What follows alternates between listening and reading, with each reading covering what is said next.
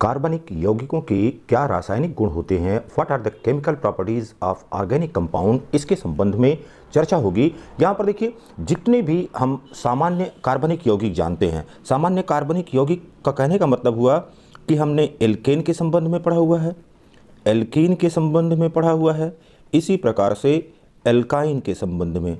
तो ये सभी क्या हैं, एल्केन, एल्कीन और एल्काइन, यह सभी हाइड्रोकार्बन हैं। और दैनिक जीवन में जो भी ईंधन इस्तेमाल करते हैं, ईंधन चाहे वह पेट्रोल हो, डीजल हो,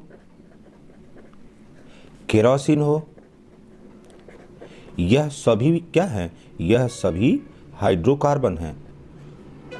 तो अब यहाँ पर देखिए, इसका मतलब ये हाइड्रोजन और कार्बन से बने हुए हैं। तो यहाँ पर मेनली हमको कार्बनिक यौगिकों के रासायनिक गुणों के संबंध में इन 4 बिंदुओं पर चर्चा करना है। पहला यहाँ पर है दहन के संबंध में, या कंबस्शन क्या होता है।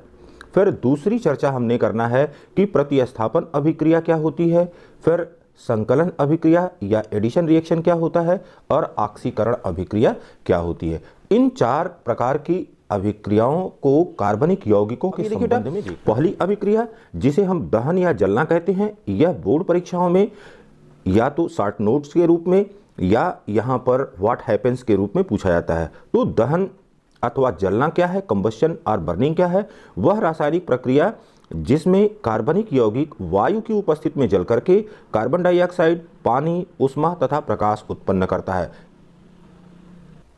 तो यहाँ पर देखिए, कोई भी कार्बनिक यौगिक जब कह रहे हैं तो इसका मतलब यह संतृप्त भी हो सकता है और असंतृप्त भी हो सकता है, सैचुरेटेड हाइड्रोकार्बन भी हो सकता है, और अनसैचुरेटेड हाइड्रोकार्बन जब ऑक्सीजन की उपस्थिति में जलता है तो यह कार्बन डाइऑक्साइड उत्पन्न करता है, पानी उत्पन्न करता है, इसी प्रकार से इससे ऊष्मा और प्रकाश उत्पन्न होता है। सबसे सिंपल रिएक्शन जो हम लोअर क्लास से पढ़ते आ रहे हैं कि कार्बन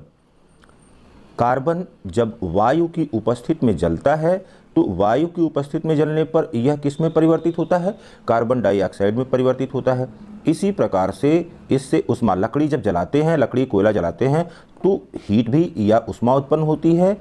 इसी प्रकार से जहाँ पर उसको जलाया जाता है वहाँ पर प्रकाश भी उत्पन्न होता है। अब यहाँ पर देखिए, इसी प्रकार से यदि हम मीथेन की बात करें, CH4, मीथेन जब ऑक्सीजन से क्रिया करता है तो ऑक्सीजन से क्रिया करने पर यह भी कार्बन डाइऑक्साइड, पानी बनाता है, प्लस हीट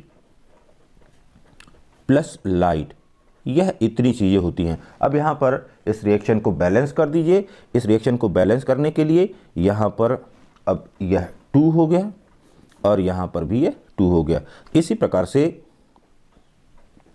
जब एथीन की बात करते हैं, एथीन का मतलब हुआ कि C2H4 या CH2 डबल बॉन्ड CH2, यह ऑक्सीजन से क्रिया करता है।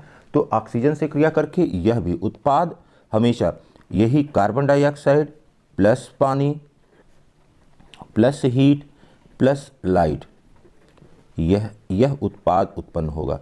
अब यहाँ पर देखिए बेटा, यह एथीन है। अब बैलेंस कर लीजिए, यहाँ पर यह हो गया 3O2 और यहाँ पर हो गया 2CO2 प्लस यहाँ पर 2H2O। प्रकार से एल्कोहल को अगर हम जलाते हैं, एल्कोहल जैसे एथेनॉल ले लिया, एथेनॉल मीन्स CH3CH2OH। एथेनॉल को ऑक्सीजन की उपस्थिति में अगर जलाएं तो ऑक्सीजन की उपस्थिति में जलाने पर यह भी कार्बन डाइऑक्साइड प्लस पानी प्लस हीट प्लस ऊष्मा उत्पन्न करेगा। अब यहाँ पर इसको बैलेंस कर लीजिए, यहाँ पर हो गया 3H2O, ये हो गया 3O2 और यहाँ पर हो गया 2CO2। तो ये देखिए, प्रत्येक दशा में हमने देख लिया कि सैचुरेटेड, संतृप्त के समय में सैचुरेटेड और अनसैचुरेटेड, चाहे संतृप्त हाइड्रोकार्बन हो या असंतृप्त हाइड्रोकार्बन हो, दोनों जब वायु की उपस्थिति में जलाए जाते हैं तो वायु की उपस्थिति में जलाने पर यह किसी न किसी रूप में कार्बन डाइऑक्साइड, पानी, ऊष्मा तथा प्रकाश उत्पन्न कर रहे हैं। तो अब ये देखिए बाबू कि इस प्रकार की जो अभिक्रियाएं हो रही हैं, दहन की प्रक्रिया हो रही है, कंबस्शन की प्रक्रिया हो रही है, उस कंबस्शन की प्रक्रिया में प्रत्येक दशा में आप देख रहे हैं कि कार्बन क्या रहा है, कार्बन जो है यह ऑक्सीजन से संयोग कर रहा है, कार्बन ऑक्सीजन से संयोग कर रहा है और क्या बना रहा है, यह कार्बन डाइऑक्साइड बना रहा है। तो यहाँ पर इस कार्बन का क्या हो रहा है, यहाँ पर इस कार्बन का ऑक्सीकरण हो रहा है। इसी प्रकार से जो हाइड्रोजन है, यह हाइड्रोजन भी ऑक्सीजन से संयोग कर रहा है, ऑक्सीजन से संयोग करके यह H2O बना रहा है। तो यहाँ पर क्या प्रक्रिया हो रही है, यहाँ पर भी ऑक्सीकरण की प्रक्रिया हो रही है। इसका मतलब ये हुआ कि जो दहन की प्रक्रिया है या कंबस्शन है, कंबस्शन क्या है, ऑक्सीडेशन रिएक्शन है, ऑक्सीडेशन रिएक्शन है। कंबस्शन एक प्रकार की ऑक्सीकरण क्रिया है। अब हाइड्रोकार्बन अगर लेते हैं, जैसे हाइड्रोकार्बन की चर्चा करें कि हाइड्रोकार्बन है, तो इस हाइड्रोकार्बन में हमने बताया आपको कि दो तरह के हाइड्रोकार्बन हैं। एक को कहते हैं कि सैचुरेटेड हाइड्रोकार्बन है या संतृप्त, और दूसरा जो है असंतृप्त हाइड्रोकार्बन है। अब यहाँ पर देखिए मीथेन, एथेन या जितनी भी प्राकृतिक गैसें हैं, मीथेन, एथेन या जितनी भी नेचुरल गैसें हैं, प्राकृतिक गैसें हैं, यह सभी संतृप्त हाइड्रोकार्बन के अंतर्गत आती हैं। असंतृप्त हाइड्रोकार्बन में एथीन है, एथाइन है या इस सजातीय श्रेणी से संबंधित अन्य जितने भी यौगिक हैं वह सभी असंतृप्त हाइड्रोकार्बन के अंतर्गत आते हैं। अब यहाँ पर देखिए बेटा, यहाँ पर जितना भी मीथेन, एथेन प्राकृतिक गैस या घरों में एलपीजी इस्तेमाल किया जाता है, तो इसमें होता क्या है, ये सभी जो है प्रोपेन और ब्यूटेन, इसमें प्रोपेन और ब्यूटेन का मिश्रण होता है। जब इनको जलाते हैं, जब संतृप्त हाइड्रोकार्बन को जलाते हैं तो यह किस प्रकार से जलता है, यहाँ पर आप देखेंगे कि घरों में जो भी एलपीजी सिलेंडर इस्तेमाल होता है, यहाँ पर नीली ज्वाला के साथ यह जलता है। लेकिन जब असंतृप्त हाइड्रोकार्बन को जलाया जाता है तो यह किस प्रकार से जलता है, यह पीली ज्वाला के साथ या येलो फ्लेम के साथ जलता है।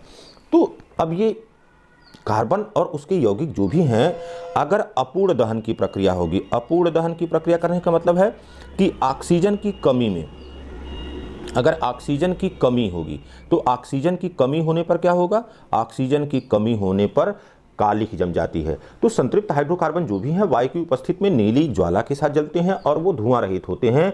क्यों? क्योंकि यहाँ पर कार्बन की प्रतिशत मात्रा कम होती है, कार्बन की प्रतिशत मात्रा कम होती है और ऑक्सीजन से यह क्रिया करके आसानी से ऑक्सीकृत हो जाता है। लेकिन जब असंतृप्त हाइड्रोकार्बन की या अनसैचुरेटेड हाइड्रोकार्बन की बात करते हैं तो उस अनसैचुरेटेड हाइड्रोकार्बन में क्या होता है कि यहाँ पर यह पीली ज्वाला के जलता है, क्योंकि यहाँ पर परसेंटेज ऑफ कार्बन, कार्बन की प्रतिशत मात्रा यहाँ पर क्या होती है, कार्बन की प्रतिशत मात्रा यहाँ पर अधिक होती है और यह पूर्ण ऑक्सीकृत नहीं हो पाता है। जब यह पूर्ण ऑक्सीकृत नहीं हो पाता है तो उसकी वजह से यहाँ पर धुआं निकलता है या कालिख निकलती है।